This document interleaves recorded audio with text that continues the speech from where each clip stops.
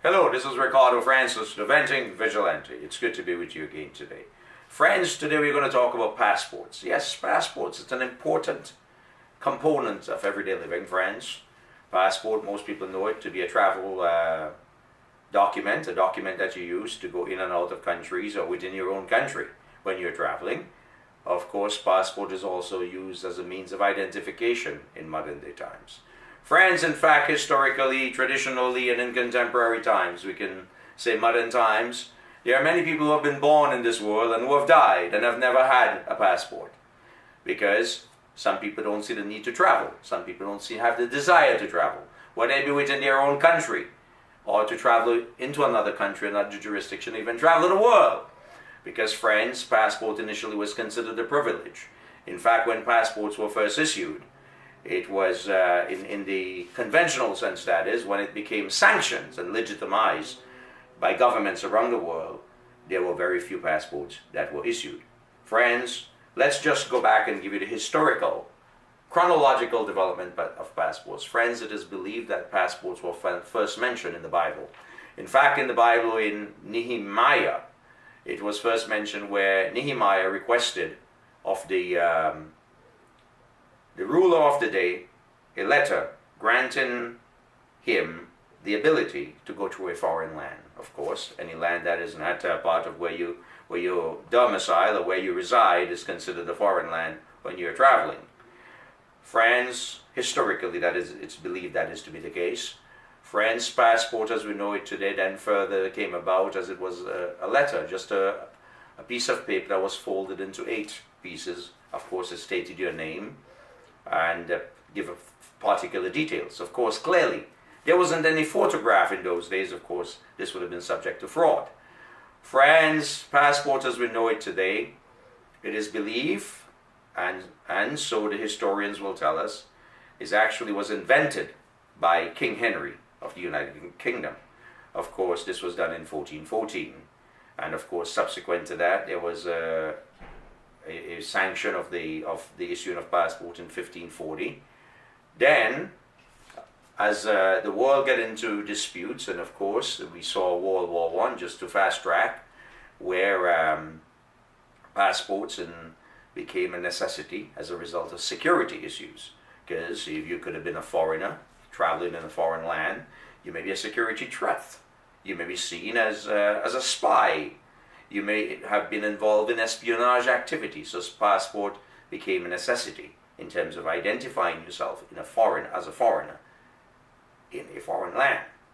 Friends, of course, again, there were a lot of countries that are former colonies, whether it be British, Dutch, German, French, British,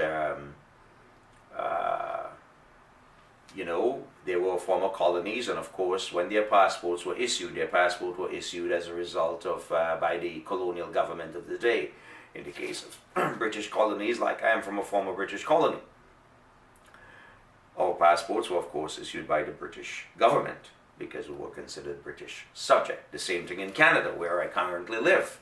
In fact, passports only became a reality issued by the Canadian government in 1947 as a result of the Canadian Citizenship Act, which gave that right, I think, in 1948. So friends, this whole business of passport is attached to your sense of nationality. It's attached to citizenship.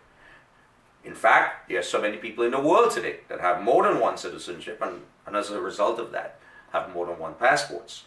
Friends, of course, we see the rise of the European Union, which, of course, historically, the European Union, some will argue, goes back to the days of the Holy Roman Empire of Germany. But friends, today, if you're a British citizen, of course, putting Brexit aside, you would be given a European passport. The same thing if you're a German citizen. And of course, it will identify you as being whatever particular country that you're from, as an example. So you can travel throughout the breadth and length of Europe in all of those countries that are members of the European Union. The same thing in the Caribbean where I come from. There is a CARICOM passport. I'm from St. Vincent and the Grenadines. But the passport that I have as a Vincentian allowed me to travel to anywhere that is any country that's a member of CARICOM. The same thing in some Latin American countries. They have similar agreements. Friends, You know, you can be a citizen of more than one country, as I indicated earlier, which are legally entitled to more than one passports. You may be, of course, in the case of Canada, which allow multiple citizenship and multiple passport holders. However, there is one important fact, friends, that you should never forget. A passport is the property of the government that issues it to you. It is not your property. You're only given the legal right to use that passport. Friends, passports generally are issued for 5 or 10 years, based upon the country's rules and regulations, and of course, to be more specific, laws. Friends, if you live in a country like Cuba, it's very difficult to get a passport, and it's also very expensive. In fact, North Korea, friends, to live in North Korea, North Koreans issued passports only to the elites. You're a member of the political elite or the economic elite, you may be given a passport.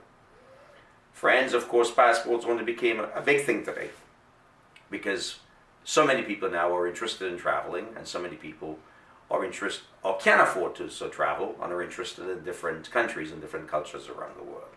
Friends, it's important to have yourself a passport. It's a very important travel document. It's also a very important document for identification purposes, especially in the 21st century that we live in today. Friends, I love you. I love sharing these moments with you. See you next time.